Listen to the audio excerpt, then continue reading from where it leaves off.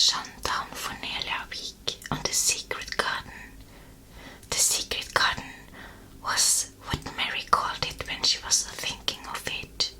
She liked the name, and she liked still more the feeling that when its beautiful old walls shut her in, no one knew where she was. She liked the name, and she liked still more the feeling that when its beautiful old walls shut her in, no one knew where she was. It seemed almost like being shut out of the world in some fairy place. The few books she had read and liked had been fairy story books, and she had read of secret gardens in some of the stories. Sometimes people went to sleep in them for 100 years, which she had thought must be rather stupid. She had no intention of going to sleep, and in fact she was becoming wider awake every day which passed at Misselthwaite. She was beginning to like to be out of doors. She no longer hated the wind, but enjoyed it. She could run faster and longer, and she could skip up to 100. The bulbs in the secret garden must have been much astonished. Such nice, clear place were made round them that they had all the breathing space they wanted, and really, if Mistress Mary had known it, they began to share up under the dark earth and work tremendously. The sun could get at them and warm them, and when the rain came down it could reach them at once, so they began to feel very much alive. Mary was an odd, determined little person, and knew she had something interesting to be determined about. She was very much absorbed indeed. She worked and dug and pulled up weeds steadily, only becoming more pleased with her work every hour instead of tiring of it. It seemed to her like a fascinating sort of play. She found many more of the sprouting pale green points than she had ever hoped to find. They seemed to be starting up everywhere, and each day she was sure she found tiny new ones, some so tiny that they barely peeped above the earth. There were so many that she remembered what Martha had said about the snowdrops by the thousands, and about bulbs spreading and making new ones. These had been left to themselves for 10 years, and perhaps they had spread like the snowdrops into thousands. She wondered how long it would be before they showed that they were flowers. Sometimes she stopped digging to look at the garden and tried to imagine what it would be like when it was covered with thousands of lovely things in bloom. During that week of sunshine, she became more intimate with Ben Weatherstaff. She surprised him several times by seeming to start up beside him as if she sprang out of the earth. The truth was that she was afraid that he would pick up his tools and go away if he saw her coming, so she always walked toward him as silently as possible. But in fact, he did not object to her as strongly as he had at first. Perhaps he was secretly rather flattered by her evident desire for his elderly company. Then also she was more civil than she had been. He did not know that when she first saw him, she spoke to him as she would have spoken to a native, and had not known that a cross, sturdy old Yorkshire man was not accustomed to salam to his masters, and be merely commanded by them to do things. Thought like the robin, he said to her one morning when he lifted his head and saw her standing by him. I never knows when I shall see thee, or which side thou'll come from. He's friends with me now, said Mary. That's like him, snapped Ben Weatherstaff, making up to the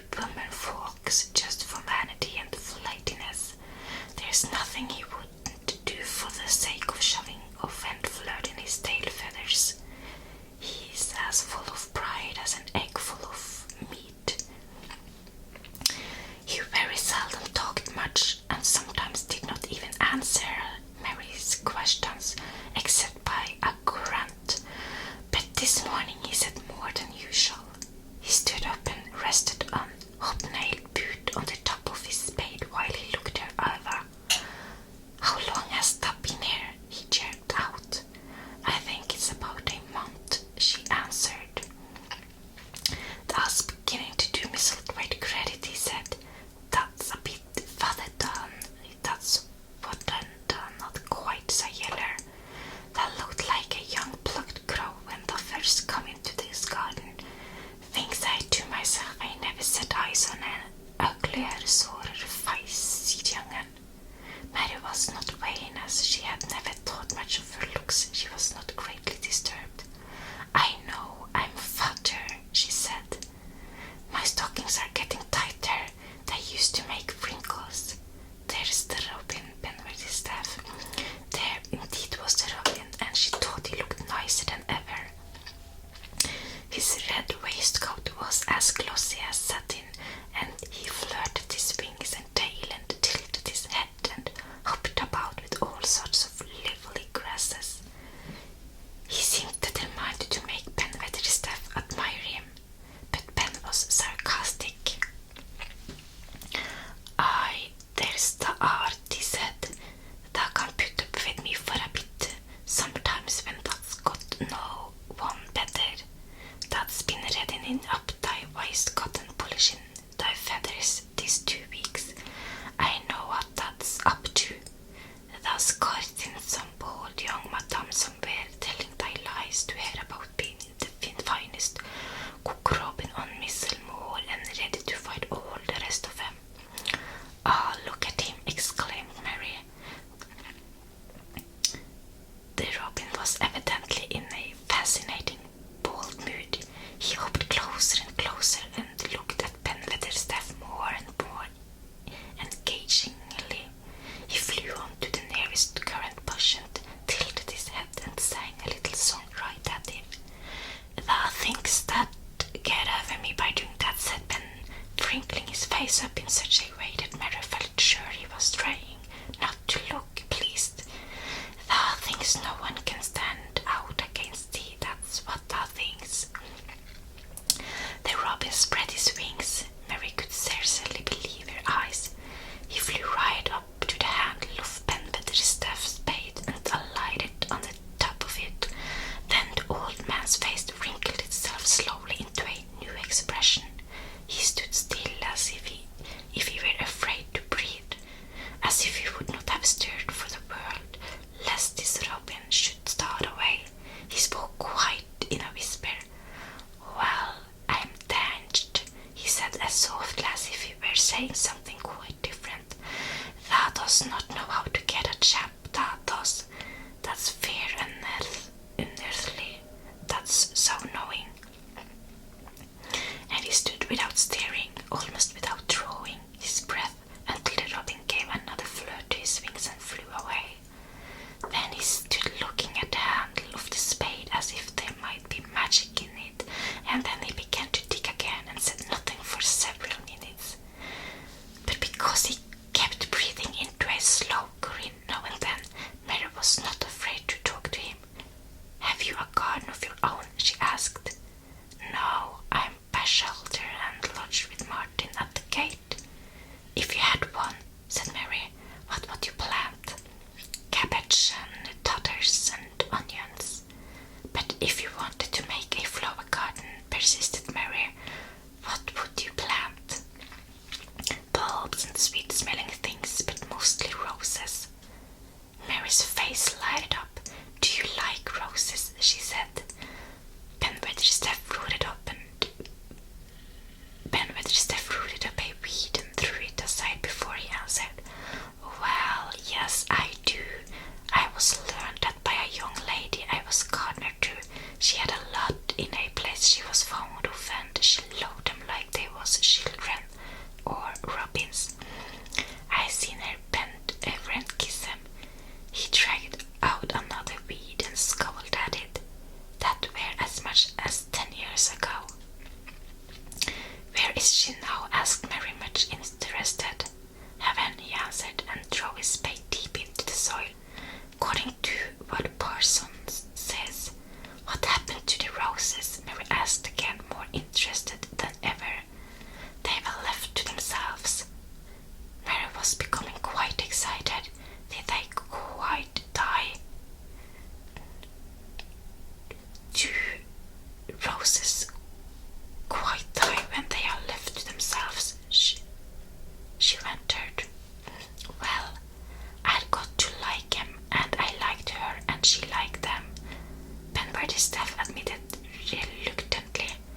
once or twice a year I'd go and work at them a bit, prune them and dig about the roots. They ran wild, but they was in rich soil, so some of them lived.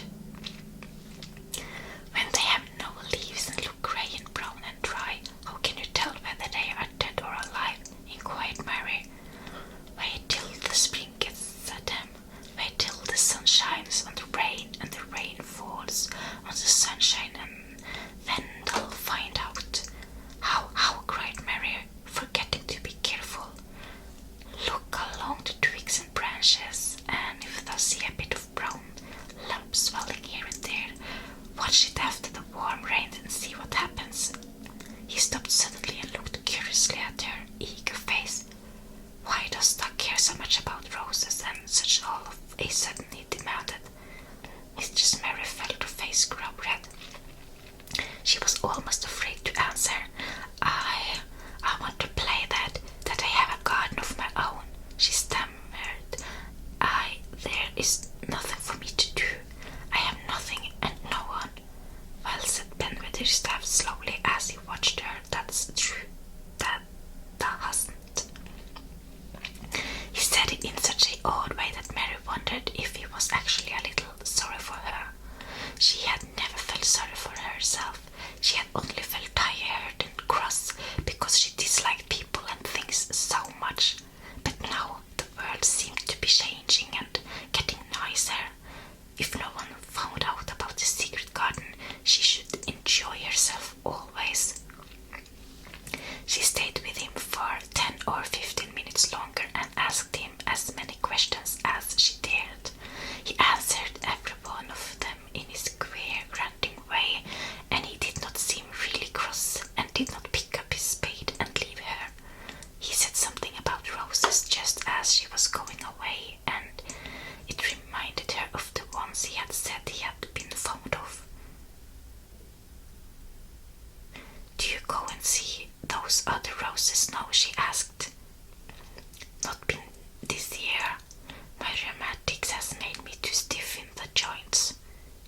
He said it in his grumbling voice, and then quite suddenly he seemed to get angry with her, though she did not see why he should. No, look here, he said sharply. Don't thou ask so many questions. Thou art the worst wench for asking questions I've ever come across. Get thee gone and play thee. I've done talking for today. And he said it so crossly that she knew there was not the least use in staying another minute. She went skipping slowly down the outside walk, thinking him over and saying to herself that queer as it was, here was another person whom she liked in spite of his crossness. She liked old Ben Weatherstaff. Yes, she did like him. She always wanted to try to make him talk to her. Also, she began to believe that he knew everything in the world about flowers. There was a laurel-hedged walk which curved around the secret garden and ended at a gate which opened into a wood in the park. She thought she would slip round this walk and look into the wood and see if there were any rabbits hopping about. She enjoyed the skipping very much, and when she reached the little gate, she opened it and went through because she heard a low, peculiar whistling sound and wanted to find out what it was. It was a very strange thing indeed. She quite caught her breath as she stood to look at it. A boy was sitting under a tree with his back against it, playing on a rough wooden pipe. He was a funny-looking boy about 12. He looked very clean, and his nose turned up, and his cheeks were as red as poppies, and never had Mistress Mary seen such round, such blue eyes in any boy's face. And on the trunk of the tree, he leaned against a brown squirrel, was clinging and watching him, and from behind a bush nearby, a cock pheasant was delicately stretching his neck to peep out, and quite near him were two rabbits sitting up and sniffling with tremulous noses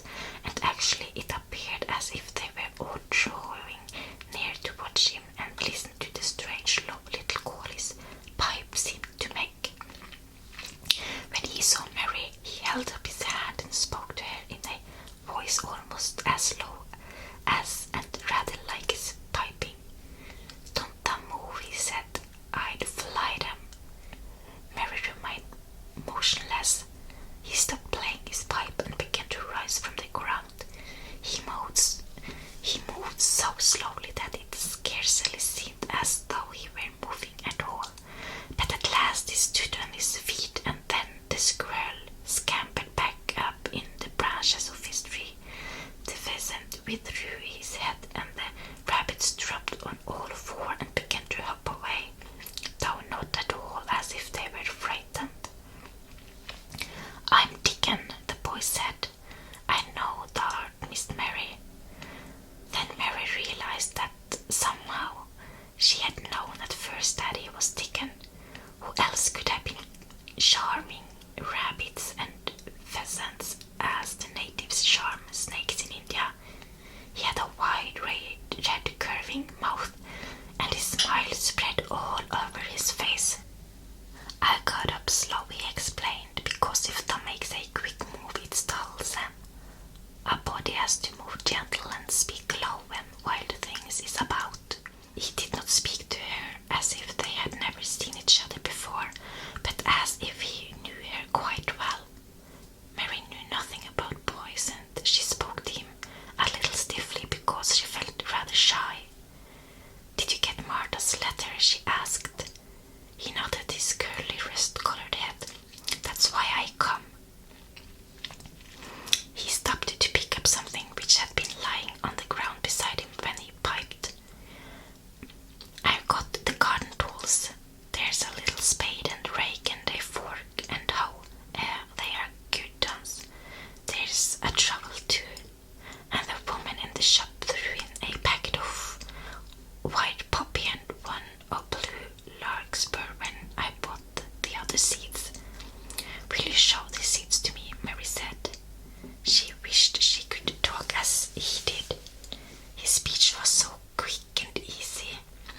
It sounded as if he liked her and was not the least afraid she would not like him, though he was only a common moor boy in patched clothes and with a funny face and a rough, rusty red head. As she came closer to him, she noticed that there was a clean, fresh scent of heather and grass and leaves about him, almost as if he were made of them. She liked it very much, and when she looked into his funny face with red cheeks and round blue eyes, she forgot that she had felt shy. "Let us sit down on this log and look at them," she said. They sat down, and he took a clumsy little brown paper package out of his coat pocket. He untied the string, and inside there were ever so many neater and smaller packages with a picture of a flower on each one. "There's a lot of mignotes and poppies," he said.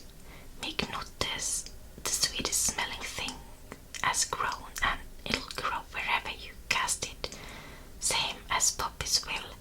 Them all come up and bloom if you just whistle to them. Them the nicest of all." He stopped and turned his head quickly. His poppy cheek's face lighted up. "Where's that robin as is calling us?" he said. The chirp came from a thick holly bush bright with scarlet berries, and Mary thought she knew whose it was. "Is it really calling us?" she asked. "Aye," said Dickon, as if it was the most natural thing in the world. "He's calling someone he's friends with. That's same as saying, 'Here I am, look at me, I want a bit of a chat.' There he is in the bush. Whose is he?" "He's Penweatherstaff, but I think he knows me a little," answered Mary. "Aye, he knows thee," said Dickon in his low voice again, "and he likes thee. He took thee on. He'll tell me all about thee in a minute." He moved quite close to the bush with a slow movement Mary had noticed before,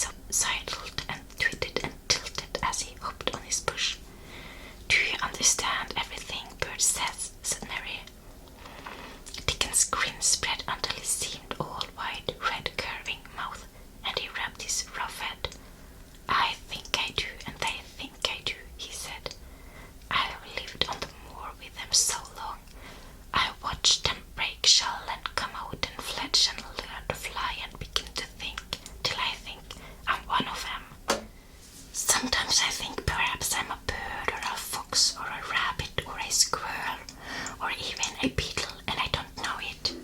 He laughed and came back to the log and began to talk about the flower seeds again. He told her what they looked like when they were flowers. He told her how to plant them and watch them and to feed and water them. See here, he said suddenly, turning round to look at her. I'll plant them for thee myself. Where is the garden? Mary's thin hands clutched each other as they lay on her lap. She did not know what to say, so for a whole minute she said nothing. She had never thought of this. She felt miserable, and she felt as if she went red and then pale. Thou's got a bit of garden, hasn't thou? Dickon said. It was true that she had turned red and then pale. Dickon saw her do it, and as she still said nothing, he began to be puzzled. Wouldn't they give thee a bit? He asked. Hasn't thou got any yet? She held her hands tighter and turned her eyes toward him. I don't know anything about boys, she said slowly. Could he keep a secret if I told you one? It's a great secret. I don't know what I should do if anyone found it out. I believe I should die, she said the last sentence quite fiercely. Dickon looked more puzzled than ever, and even rubbed his hand over his rough head again, but he answered quite good-humoredly. I'm keeping secrets all the time, he said. If I couldn't keep secrets from the other lads, secrets about foxes, cubs and birds, nests and wild things, I was still not safe on the moor. I can keep a secret. Mistress Mary did not mean to put out her hand and clutch his sleeve, but she did it. I've stolen a garden, she said very fast. It isn't mine. It isn't anybody's. Nobody wants it. Nobody cares for it. Nobody ever goes into it. Perhaps everything is dead in it already. I don't know. She began to feel hot and as contrary as she had ever felt in her life. I don't care. Nobody has any right to take it from me when I care about it, and they don't. They are letting it die all shut in by itself, she ended passionately, and she threw her arms over her face and burst out crying. Poor little Mistress Mary. Dickon's curious blue eyes grew rounder and rounder. He said, drawing his exclamation out slowly, and the way he did it meant both wonder and sympathy. I've nothing to do, said Mary. Nothing belongs to me. I found it myself and I got into it myself. I was only just like the robin, and they wouldn't take it from the robin. Where is it? asked Dickon in a dropped voice. Mistress Mary got up from the log at once. She knew she felt contrary again and obstinate, and she did not care at all. She was imperious and Indian, and at the same time hot and sorrowful. Come with me, I'll show you, she said. She led him around the laurel path and to the walk where the ivy grew so thickly. Dickon followed her with a queer, almost pitying look on his face.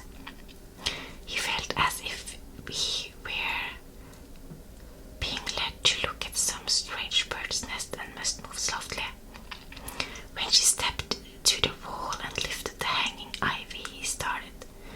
There was a door, and Mary pushed it slowly open, and they passed in together, and then Mary stood and waved her hand round defiantly. It's this, she said. It's a secret garden, and I'm the only one in the world who wants it to be alive. Dickon looked round and round about it, and round again. He almost whispered, it is a queer, pretty place. It is like as if a body was in a